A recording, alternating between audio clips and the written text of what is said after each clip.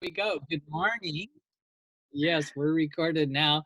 Welcome, Holly Morrison from Illinois, and myself, R. Michael Fisher, the host of Fear Talks. And this is Fear Talk 14, and a series of talks that I decided I really feel like our society has put so many barriers on us being able to talk about fear in a really open, exploratory, experimental way, rather than in the clinical, therapeutic, and other kinds of ways that might even be fearful to talk about fear. And so Fear Talks was an intense kind of exploration, and it's been going on for about 3 years now. Holly with us today is going to help bring out in me and hopefully help bring out in all of us some of the aesthetic, artistic, and philosophical, psychological domains, sociological domains, anthropological domains of this whole idea of making, because there's one thing that human beings do. I would prefer to call us human makings. Human beings is okay, but it's very abstract. I think we're human makings. Holly, what about you? What do you think? Yeah, I really like that. And that's definitely something that I focus on and try to endorse, any chance to create rather than consume. So, Great. And I like that you've got a whiteboard right beside you that you can make on and erase and hmm recreate. Holly and I have had some experiences of doing spontaneous creation making together, which we will talk about today as a process of that spontaneous making and then sharing that making. So we'll get into all that as we go. But to start off today in our talk, I asked Hallie if she would come up with kind of a favorite quote that might be related to our process, our thinking today. And again, remembering aesthetics, making, art, artists, artistry, children, right to fear and anxiety that might be related to all those things and the materiality of actually dealing with objects in the world. So here we go, Hallie. yeah. So I went back through some research of mine and I pulled a quote from Haley Csikszentmihalyi, a Hungarian-American psychologist, author of Flow, kind of go-to person about creativity in general. And this is one that I included in my dissertation and has stuck with me. But what makes us different from apes, our language, values, artistic expression, scientific understanding, and technology, is the result of individual ingenuity that was recognized, rewarded, and transmitted through learning. So the parts that stand out for me are individual ingenuity and learning. Great. So today I'm going to definitely bring up ideas of learning with you, and I want to actually throw in an interesting stimulus that's happened to me recently, Holly. And it's been about studying early childhood education philosophy and practice. And there's a notion in what's called new materialism as a philosophy that has been evolving to actually try to balance, and a lot of feminist thinking in this cultural, visual culture, materiality culture, and anthropology are mixed into this philosophy because there's been so much emphasis on language and linguistics, what's called the linguistic turn in philosophy in the last 50, 60, 80 years.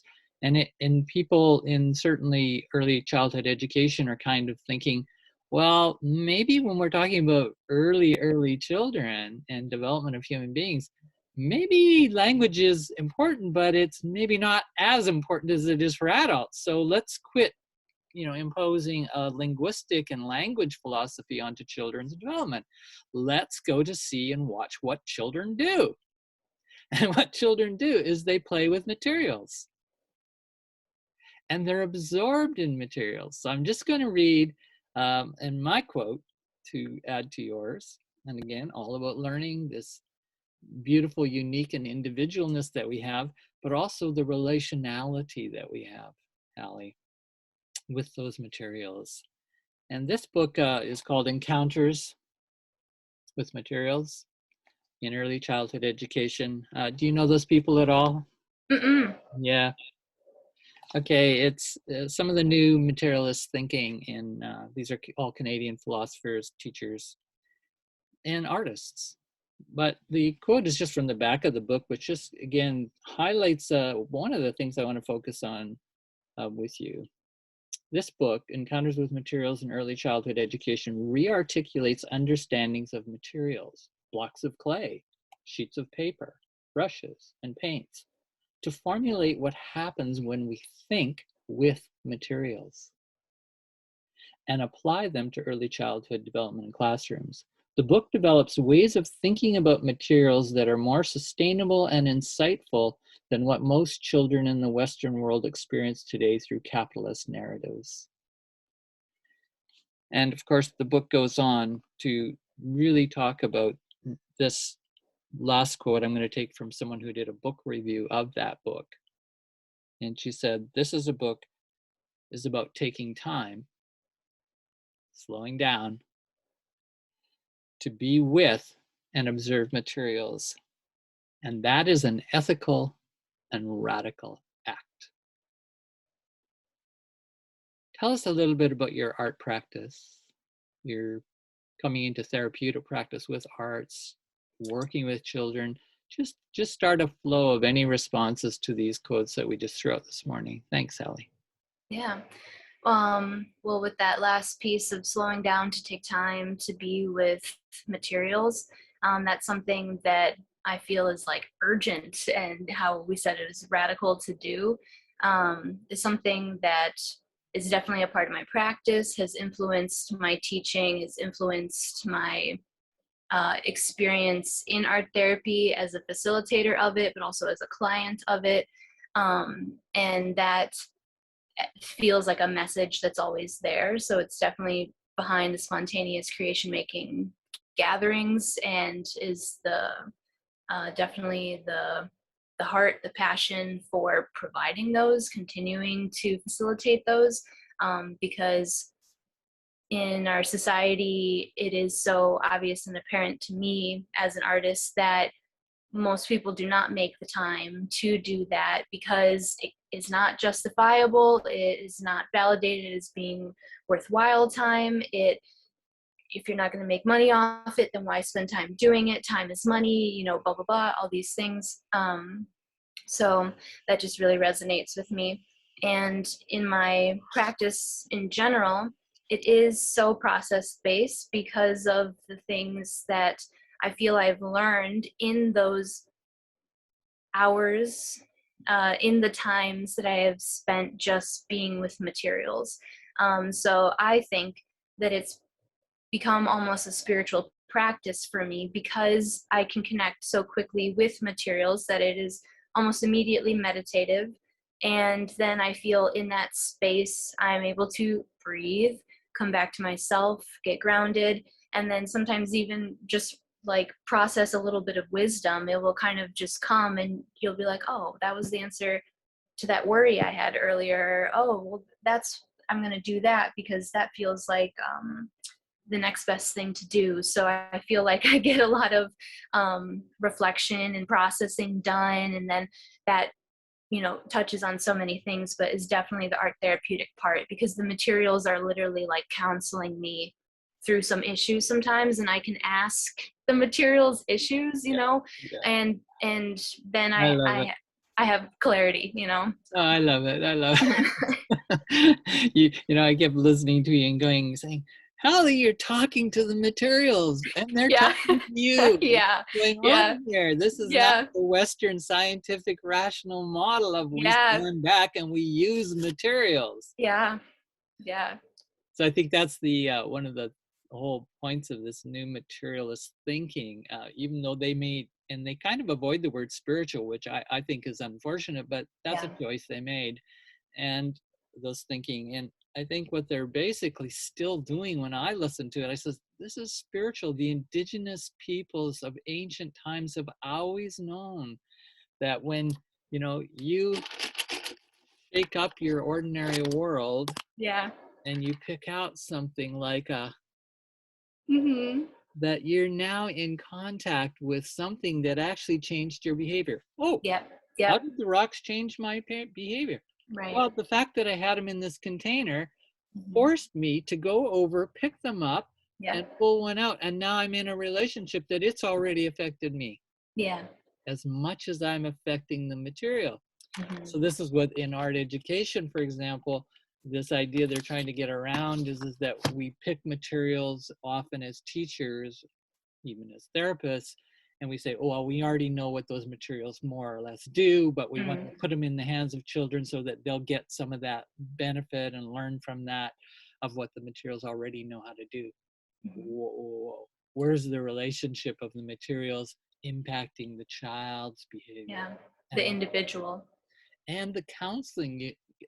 Can you speak to an example of where you were counseled by materials in your art practice, or even in teaching with children? As I know you've taught children.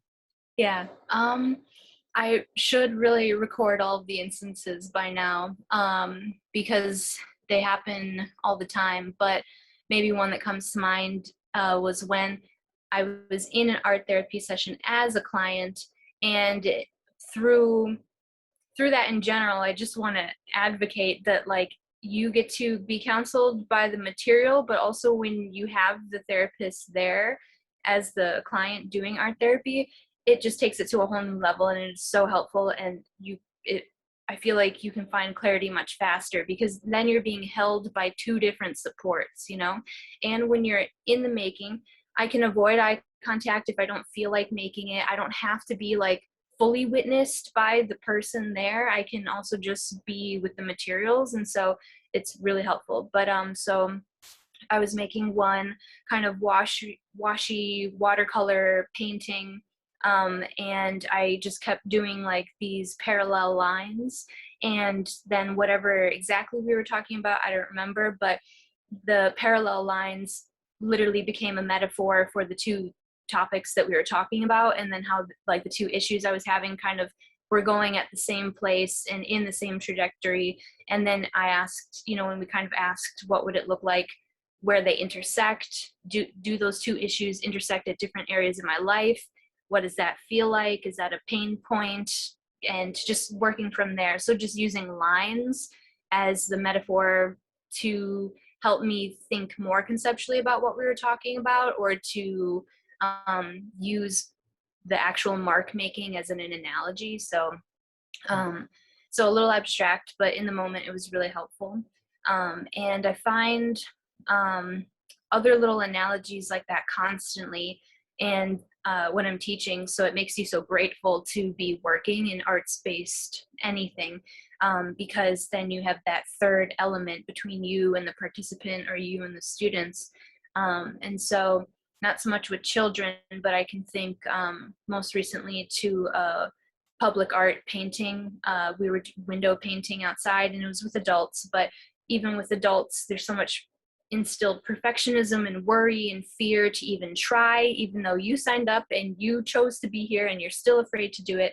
And so then the participant kind of said, like, something, oh, I'm really afraid, what if I mess it up? And then I showed her immediately like the three different ways that you could rectify it if you mess it up. And she was like, I don't know why I was so afraid to even try. And I was like, yeah, and isn't that like life? We are so afraid to try, and there's just all these little nuggets that you can just take to get into deep conversation.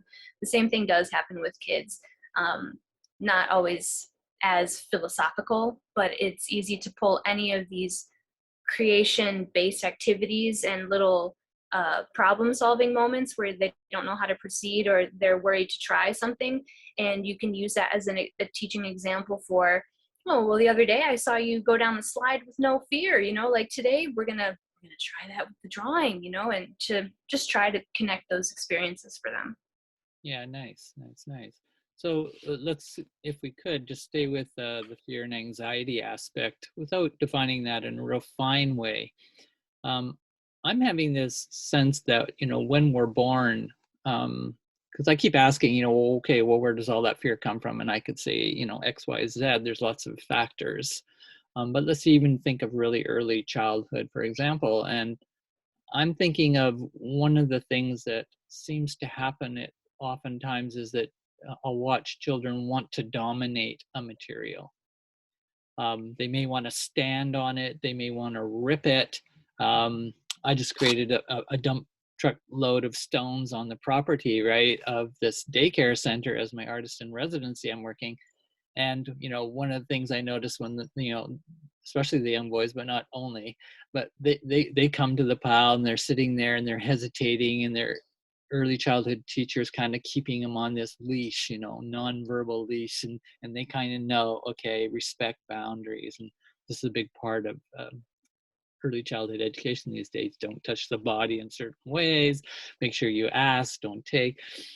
But in the moment they're sitting there in this great tension, just imagine 7 of them, and I'm sitting there, and they're confronting my sculpture of what I've spent quite a bit of time on, a sculpture of these flowers, and it was the shape of a child on the stones, and they were sort of presented, and the children are going, and the teacher says, well, don't go on that path, that, he's, and I said, oh, it's okay to go on the path. Well, that was like taking the dam lid off, and these little 4-year-olds just like, especially, just poured down in the path, which went right to the stone pile which I'd created, and they're up over into the sculpture, and of course I had set out all these delicate flowers in the shape of this child, and they, as rough as they were and unbalanced because the stones are moving, which I all love, they are still trying to be delicate with the materials.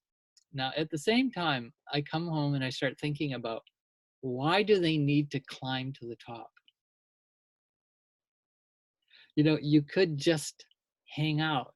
You could ask questions. I could have engaged them. I didn't. I kind of, like, sometimes I'm overwhelmed and I just, okay, kids are here. Okay. I don't think very well sometimes. But I kept thinking of the domination issue.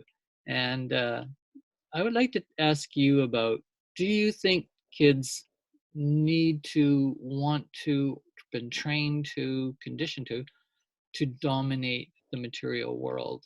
And artists are, of course, so sensitive to materials, not saying that they don't dominate materials too, but is there anything there that strikes you as interesting in terms of fear and anxiety and the use of materials to work out fear and anxiety? Yeah, I guess two sides of the story kind of come to me, and I think, like, is that like a really positive end of like the spectrum of just like exploration? Is like wanting to get to the limits of something like an inherent or instinctual psychological thing, and can that be positive? And then I guess I also really wonder, like, maybe like yourself, where does that come from? Was that more conditioned, and how do you ever trace that conditioning? um but I don't know, depending on the age too, I think, well, maybe that's already just school in general. There's already like a time and parameters set and a structure in place, and you have to finish it. And so maybe the school structure just inherently does that to you. I know that even still as an adult, I'm like waiting for milestones to come seasonally, and when they don't, it's very confusing, because you're expecting to have graduated or passed something, and it just sticks with you forever. Um, so that kind of just comes to mind. But um, I think just in that scene, how there could have been different personalities at play, and to analyze that could be interesting. Was there someone that was more cautious? Did everyone just immediately go to the top? What is that? Yeah. And there's always someone who does, and someone who is a little more of an observer. And so there's different kinds of learners and ideas around that.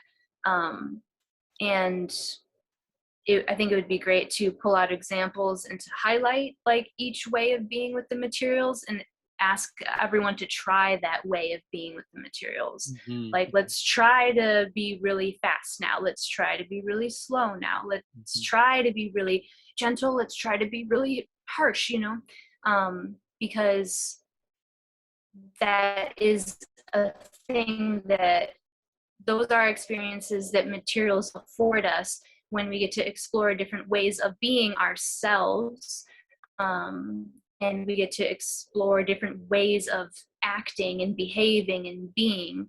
But I think when we don't have those chances with materials, we don't ever know those parts of ourselves.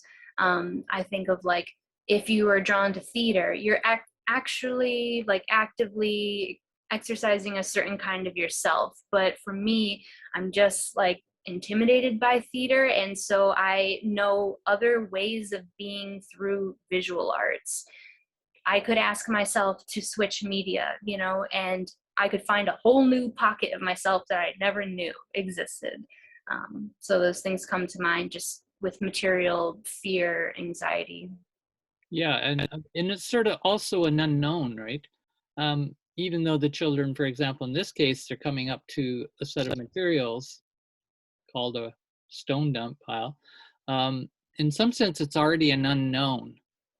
And I think Yeah. as teachers, as facilitators, we often aren't maybe attuned that that unknown creates a certain anxiety.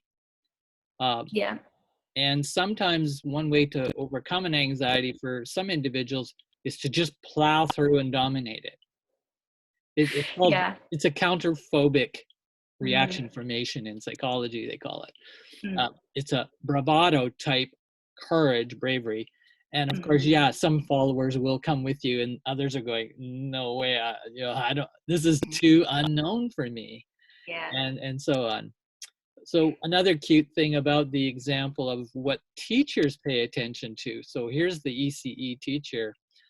She's standing there watching the children, and she's kind of wincing as they go up the pile and down.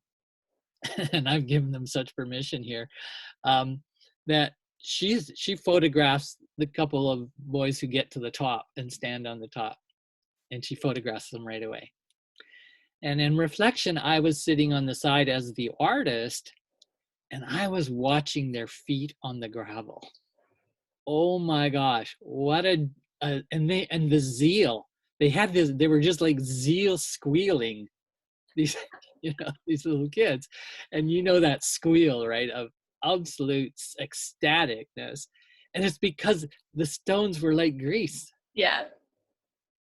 And so I would have photographed that. And Mm-hmm. so when I asked her for the photos, that's all she sent me, right? And I went, oh, we Yeah. missed so much. We missed so much. But you see, that's almost I think the Western psychology of Yeah. the domination complex. Yeah. You get to the top, you put your flag in, Yep. you get your photograph taken as I went to the top of the mountain. Yeah. Totally. So you And can see that's why I always have this interest between the relationship of fear and anxiety, our insecurities, right? Our sense of smallness, our hurtness, our woundedness in the world, and all the unknowns and the insecurities. And we don't even have to include whatever the family dynamics are, but the culture of fear itself, this capitalism, commodification of capitalism in children's experiencing, is that they don't often get that chance to explore intimately their own relationship to fear in relation to materials like a stone dump. Have you worked directly with children in fear and materials, in any experience you can think of that might be insightful here? just thinking in general that a lot of the art outreach workshops I've brought to groups around the world, um, if it's usually their first time ever working with that material, there's so much fear, there's so much anxiety, there's so much like reassuring and like answer, question answering that has to be done in the beginning. Can I do this? Can I do that? Yeah. What are the limits? What are the boundaries? What are the permissions? And in that, I am usually trying to take like very encouraging and open approach, and it is maybe slightly more art therapeutic than their educators, and so then they can feel that, and then they're like, okay, we like this girl, and so then there's already a different kind of way that I have to talk to and I have to explain to really encourage them. And I'm just reminded that there are some like very standardized teacherly language things I do have to say for them to also like believe me. And then in any workshop or example I could give, it's just then about like really facilitating them getting comfortable in it so that then they can just relax and release and embrace the material, especially in different class settings or group settings. Then there's a lot of like mediating that comes up when someone else is giving somebody else a hard time about the way that that person's interacting with the materials, and you're not supposed to do it like that, and you know she said, and da da da da. And like this other policing that happens during the free creation time. And so then there's a lot of mediating that has to happen there, and questioning too, and no, who told you that? That's okay. No, that's okay, we can do that here. Yeah, when we're in art class we can do that. Yeah. So that comes to mind, just a lot of the, yeah, the counseling that kind of goes on, it being an art education but also art therapy hat. And a lot of these programs that I'm thinking of are where I come in as a guest artist and only have a certain amount of time with Yeah. each group. Yeah. And so the constraint probably helps, in a way, the time constraint, because then I can even say things like, yeah, well, we only have this week. And then they're like, oh, okay. And then they just dive in and they want to embrace it. Yeah. There's a bit of interesting research I've been reading about in early childhood education. Mm. Is, the early childhood educators always have this phrase when they're in an activity: "You got 1 minute left," Yeah. Yeah. or 5 minutes left, and then. Yeah. And the research of actually videoing children in some systematic groups and watching when you finally say you got 5 minutes left, they actually are more intense and more Yeah. creative. They do more Yeah. creative things in that last 5 minutes than they do Yeah. in half an hour of the activity. Yeah, yeah. And I think like there's so much going on internally, when they're doing any activity, and like 45 minutes can be forever for, depending on your age, that can feel like forever. And you can even get bored in art class. You know, you can very easily become like confused or challenged by the technique. And so like a lot is going on in your head. And so the time constraint and even lesson planning, all the minutia of like a very spontaneous activity is really important depending on the age group you're working with, in my experience, so that you really can offer as much as possible to them based on where they are developmentally, where they are in the day. Is it right before or after lunch? Like there's a lot to hold and carry, to still try to get to the most essential, freeing, creative moments. How confident do you feel after all your years of working, Holly, in terms of your ability to attune to children's art making process, their artistry, especially when you have a group? Yeah. Well, I feel confident in it because almost all of my experiences with working with children have been in these like guest artist short spurts. And so I feel like I have to be so prepared, and I learn so much each time. And every instance is like data and research. And I think that if I had more time with students, it would be even more successful, because then I would actually have a chance to really build a relationship with them. But I feel that, um, it's that kind of rough and fast interaction, is really insightful and really helpful, and has been like the best training for me.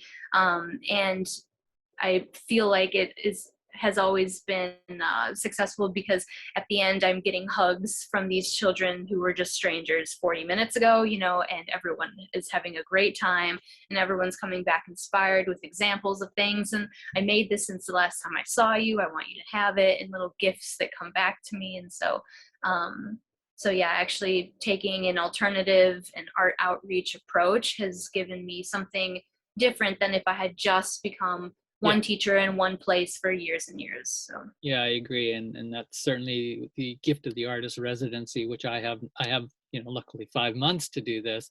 but I'm not in the classroom every day. I can Mhm. actually work outside the schoolyard. Mhm. I call it outside the fence and like outside the box, and Yeah, I can go inside the box, and then I transfer what I'm learning inside the box to the outside the box, and where that's cool. where the big community is, where people are wandering the streets in this urban Yeah. core center of a pretty rough area, Mhm. and I'm having those interactions in the meeting.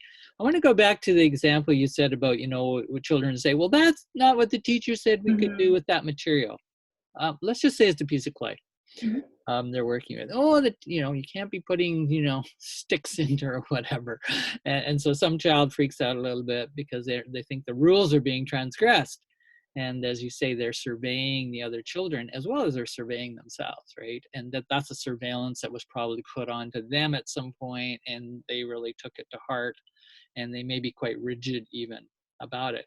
I'm going to suggest that that's a fear-based operating system that that child is working within. Not good or bad, not even needing to judge it, but I'm kind of thinking of what are some intervention strategies we can use. So one is that child who feels surveyed by another child. You hear it, you come in, and as you said, oh, that's okay. No, in this art class, you can do that. And okay, so that's an authoritarian kind of principle. Well, what authority can I go to? It's either, my peer or, okay, I can go to the art teacher.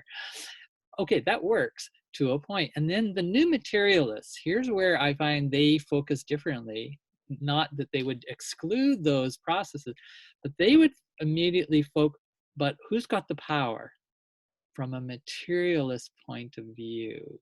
So now we're going to move out of the humanist model and the human using materials as objects for utilitarian purposes, even art making, where the material still becomes a utilitarian object to get to a certain end. And so the relationality has not been yet built in that kind of thinking and model. And that's what dominates so much of our school systems. And then you get measured on how well you can manipulate that object or those set of somethings that you're supposed to be learning, and that's called learning. All the meantime is the relational learning. So the new materials might put in an intervention at that point when there's this tension or conflict, and the teacher would say, "Oh, I get it." I'm just faking it. "Oh, I get it. What's going on here?" Right? And this is in the middle of the conflict, the tension, the need to get something resolved. For most teachers, it's like, yeah, I got to resolve this in 2 seconds so I can resolve that one over there. We can get caught in that too, of course, as art facilitators. But then the relational materialist view would then say, oh, I get it. We need to ask the clay if it's okay. And so all of a sudden, now there's a pause. So this is what Isabel Stengers, who is a chemist, philosopher, and she's been writing all kinds of interesting things. And I've noticed the new materials are drawing on her philosophy of understanding how chemistry and how the universe moves in systems of chaos and disequilibrium and order. And the basic philosophy is we need to listen to the system so that we're not constantly imposing on the system and what it needs to do based on our rules, regulations, our cultural, habits, behaviors. So can we actually listen to the materials, the relationships of what's interchanging, because we're in intra relation, not just interrelationship, but intra. Intra means in with. In other words, when the teacher comes, oh, I get it. We need to listen to the clay. What I've now done is created a container for me, the authority teacher, and the children and the conflict. They're all invited to the party, and let's sit down and see what the clay wants to say. And again, you could just improvise from there. And so that's a kind of a deep listening into the material world. And as you said earlier in your experience, these materials can counsel us. And it's not just like, oh, the paper is counseling me. It's my movement with the paper in my hands and all my embodied relationships. And so the new materials say, well, the body has paper. The paper has a body. The stone has a body. And what is the materials are saying? We need to watch how bodies interact and move and relate with each other. And that's in chemistry and physics. We're watching bodies of atoms and all these particles and what they do because they make reality. So let's do that as human beings. We'll be much more respectful with those things we're encountering instead of always stepping on them and pounding them and breaking them. And, as stones are fractured by, huge dynamite blowups of mountains. And like you said earlier, that's something that all the early childhood education teaches, boundaries and limits and permission and consent. And those are very important things to do with humans, but also why not with materials? And then what sensibilities does that create for us? And then it's making me think, oh, well, then that's like the best practice that we could have to then solve like environmental issues, like to consider consent before like consumption and resource taking, and Nice. to Nice. just totally re-envision that relationship with everything in life. Yeah. So I'm going to give you an example. We're getting near the end here, but I want to give an example of walking down the street after I was rebuilding the sculpture into a new form. And I'm walking back from the daycare center down this street, again in an urban core area. And I'm hearing this sound. And I was aware when I was shoveling stones up the stone pile, somebody yelled, somebody who's camping in the bush. And there are lots of homeless people camping in the bush in this area. And they yelled out something like, "You're making a lot of noise down there." And I just kept working, and I was aware of it. Sometimes I interact with people, sometimes I don't. Depends on just the situation. And I was aware, wow, I must be making, definitely, it was a Friday night, it was very quiet, generally in the neighborhood, and I'm just scrubbing these stones, throwing them up in the steel shovel, right? I'm a sculptor. So here was a sculptor in this rhythm, and I know you talk a lot about rhythm, and I do want to get you to say something about rhythm. Um, I was doing this music. I was creating music. So I actually thought about it as I'm walking home down the railway tracks, and then I go by the school's urban core school, and I'm hearing this sound in a playground, and I see, oh, there's an adult at the base of one of those plastic slides that's kind of like a tunnel, winds down, and it's really punching through the sound, right? And it's just in this rhythm. And then I look up and I see the toddler, 18 months probably, sitting at the top of the slide, obviously had a little pile of stones. And I was just working with the stones, right? Because stones are often in these gravel playgrounds. This is what they use up here. And so we're constantly stamping on all these utilitarian stones. But what was this 18-month-old doing? Individually, one at a time. Yeah. These tiny little stones, dropping them down the slide and getting this beautiful echo out of the chamber. And the parent at the bottom, just witnessing the process. And this child went on for a few minutes as I stopped, and I had my shovels, and I was thinking, I'd really love to go over there and interact with them. But then I noticed the parent was kicking the stones around in the base of the slide area.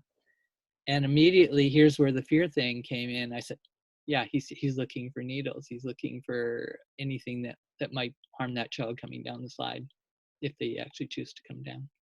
And that's the reality around here. As the schools have to go out and actually search secure areas, as they call it. Mm-hmm. And there's horror stories. I was with some daycare owners and the other day in a meeting, and several of them were talking about, oh, there's people that are around Nanaimo here, and they're putting razor blades in the gravel and in playgrounds, and true or not, these are the kinds of fears that daycare owners, the motherers of our children, especially in these situations, and I'm part of that organization too, even though my director does not think quite that way.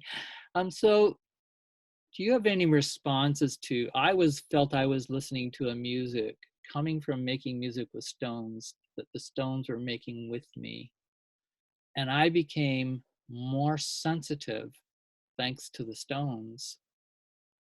And that's the teaching, the counseling from the stones, that I listened with the finest ear to this, and it caught me by sound before the visuals, even though I could have seen them, I caught the sound.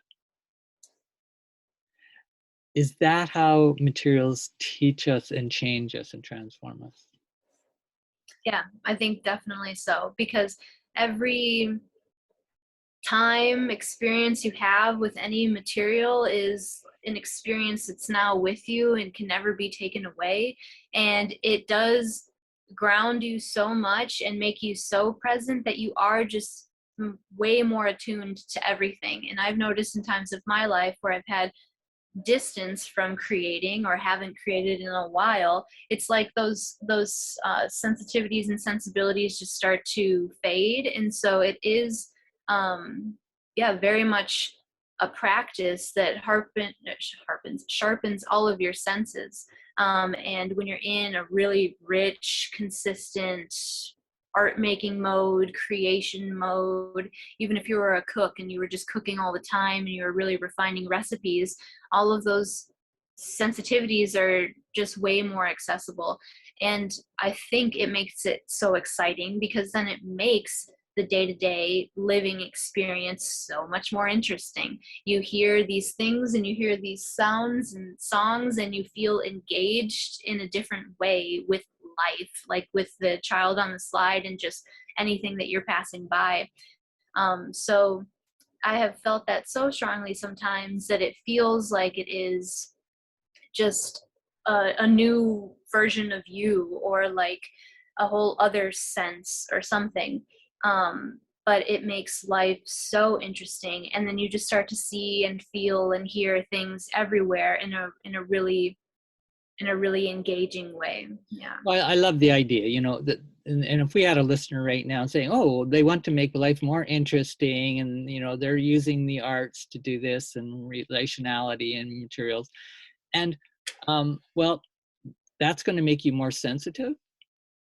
And I can just hear in the back unconsciously, I'm not sure I want to become more sensitive in this world, wherever I am. I want to be able to know I can shut out, tune out. I don't want to attune to that. And that's for all kinds of reasons. And so this is this interesting place, right, between fear and fearlessness and interest, creativity, even moving to beauty and even the sacred, that kind of attunement on a really subtle levels of consciousness. Why don't we want to do that and attune to, therefore, our environment and care for it more, because we're attuning to it more, just like we would attune to a child more, et cetera, et cetera. So as we end, Fear Talk 14, what do you take away from this talk today, Hallie, just in a nutshell on the spot? yeah. Just something that says like, yeah, it's worth it. Like, yeah, it's worth it to be more sensitive. And I know the opposite would be more numb, to be more numb. But I feel like if I want that, I can also turn that on and off. And so it's something that's just what comes to mind. Like, yeah, no, I wouldn't change the aesthetic way of living or creative way of living. And yeah, and it helps me to get back into some of my own research and things that I had put on the back burner and want to crack into again. One of the things the early childhood educators, I'm talking about these progressive ones that are using, research studios for children, labs, right, or children studios, and they're constantly videoing the children, because there's so much happening so quickly in these situations when they set up a situationist or a happening, and then they want to observe that.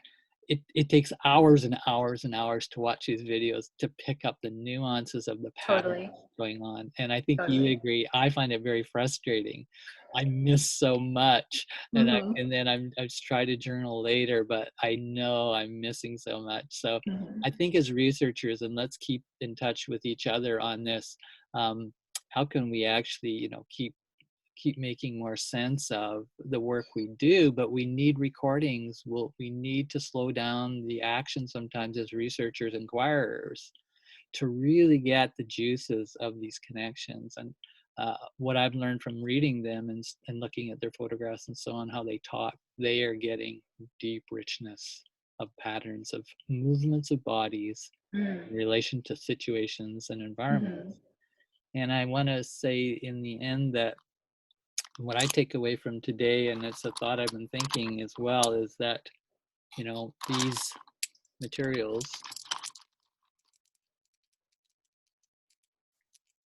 I've been working with the stones for about 3 months here intensely. These little pieces called gravel. And one of the things I keep thinking every once in a while, right, and I think that the stones are telling me this, they're thinking with me, because they give me really good ideas of what to do next with my sculpture and the children and so on, is that the beauty of even some simple material like this is it doesn't have fear. It's already worked through the fear problem. In some sense, I'm just giving a metaphor there. And I think that's the ancient teachers that they are. They do not have the same vulnerability that life does in what we call the life, as in fungi, living plants, depending on the sun, depending on water, minerals, animals that depend on the plants. The dependency here is very minimal, but there is beauty and order in their being. So I think that's what I take away, is they're teaching me about beauty and order without fear. And I need that guidance, because in the human world, the psychological world, and the sociological world, the political world, all these things that we're dealing with as living beings, materials, I think, are a great access. This is the counseling they have for us. So I'm suggesting that materials are essential work on the path of fearlessness. Definitely. Definitely. Thanks today, Hallie. We'll put this video up and look forward to conversations in the future. Thanks, Michael. Bye now.